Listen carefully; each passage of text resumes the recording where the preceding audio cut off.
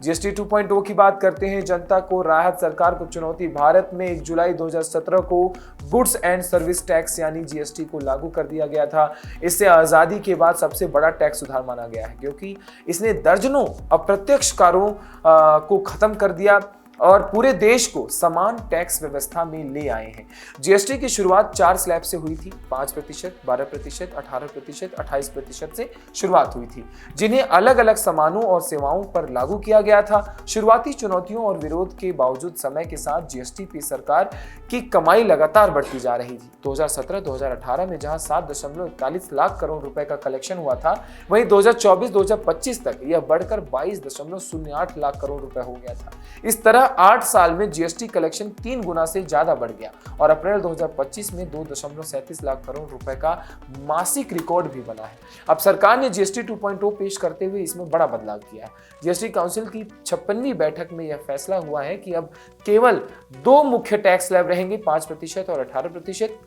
साथ ही super luxury और हानिकारक प्रोडक्ट्स के लिए भी 40% तक का एक स्लैब तय किया जाएगा। रोजमर्रा के सामान जैसे साबुन, तेल, घी, दूध और उत्पाद जैसे बिस्कुट, पास्ता, नूडल्स, सिलाई मशीन और घरेलू खाद्य पदार्थों को 5% के स्लैब में रखा जाएगा। वहीं car, bike, tractor, TV, AC, dish washer जैसी इलेक्ट्रॉनिक चीजों पर जीएसटी को घटाकर 18% कर दिया है। इससे सीधे तौर पर आम जनता को राहत मिलेगी, क्योंकि करीब 90% घरेलू सामान और जरूरी वस्तुएं पहले से सस्ती हो जाएंगी। सरकार ने शिक्षा से जुड़े सामान, स्वास्थ्य सेवाओं, इंश्योरेंस प्रीमियम और 33 जरूरी दवाओं को 0 जीएसटी में शामिल किया है। इसका मतलब है कि इन पर टैक्स बिल्कुल खत्म हो जाएगा। यह फैसला जनता के लिए एक बड़े तोहफे की तरह है, खासकर त्योहारों से पहले। नवरात्रि के पहले दिन यानी 22 सितंबर 2025 से ये नए रेट लागू हो जाएंगे। दूसरी ओर तंबाकू उत्पाद, cold drink, fast food, private jet जैसी लग्जरी और हानिकारक चीजों को 40% टैक्स स्लैब में डालकर सरकार ने स्पष्ट किया है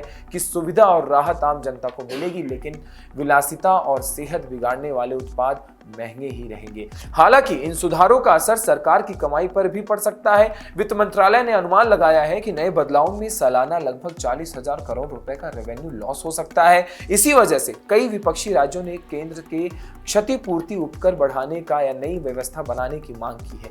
मगर केंद्र सरकार का तर्क है कि टैक्स स्ट्रक्चर आसान होने से व्यापार को बढ़ावा मिलेगा, टैक्स चोरी कम होगी और लंबे समय में राजस्व घटने और आप पूरा हो जाएगा। कुल मिलाकर जीएसटी 2.0 को सरकार ने आम जनता और छोटे कारोबारियों के लिए दिवाली से पहले बड़ा गिफ्ट बताया है। इससे जहां रोजमर्रा की जरूरतों से लेकर कार, बाइक तक सस्ती होंगी, वहीं कारोबारियों को भी टैक्स व्यवस्था को समझने और लागू करने में आसानी होगी। हालांकि सरकार के सामने सबसे बड़ी चुनौती यह रहेगी कि घटे हुए टैक्स रेट के बावजूद जीएसटी कलेक्शन में लगातार बढ़ोतरी कैसे बनाए रखें। आने वाले समय में यह साफ हो जाएगा कि यह सुधार जनता के लिए कितना फायदेमंद और सरकार के लिए कितना टिकाऊ साबित होता है। दूध से दवाइयों तक टैक्स फ्री सरकार का बड़ा तोहफा है। जीएसटी हुआ आसान। जीएसटी काउंसिल की 56वीं बैठक ने देश भर के आम लोगों, कारोबारियों और किसान के लिए दिवाली से पहले को बड़ा तोहफा दिया है। बैठक से लंबे समय के बाद चल रही थी।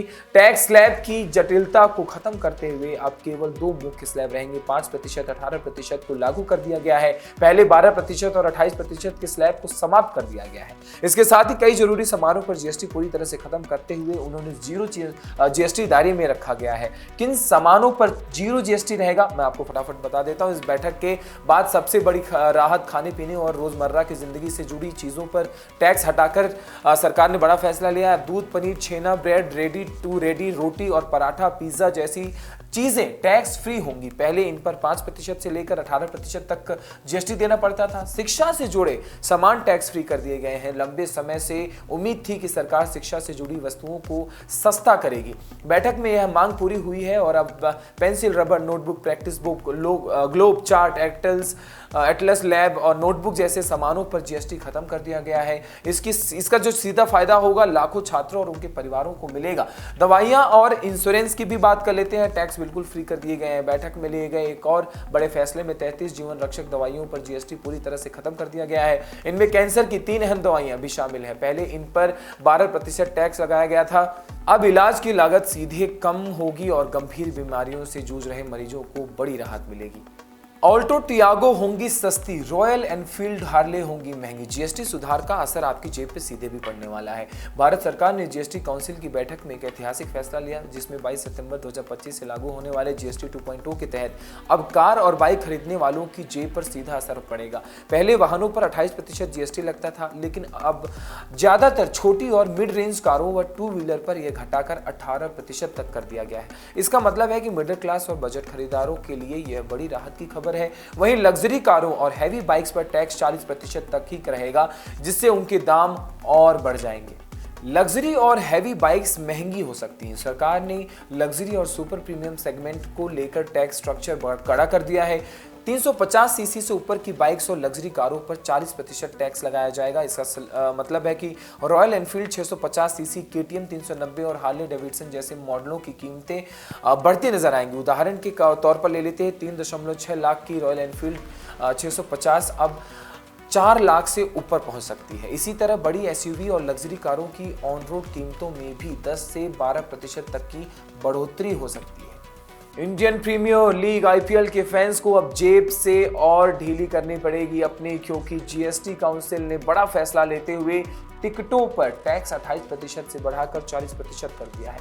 इसका सीधा असर टिकट की कीमत पर पड़ेगा। 500 रुपए का टिकट अब 700 रुपए, 1000 का टिकट 1400 रुपए, 2000 का टिकट 2800 रुपए में मिलेगा। पहले यही टिकट क्रमश 640, 1280 और 2560 रुपए में मिलते थे। सरकार ने आईपीएल और इसी तरह की प्रीमियम लीग्स को कैसीनो और लग्जरी प्रोडक्ट्स वाली श्रेणी में डालते हुए यह बदलाव किया है, ताकि रिवेन्यू बढ़े और अनावश्यक लग्जरी खर्च पर टैक्स कड़ा हो जाए।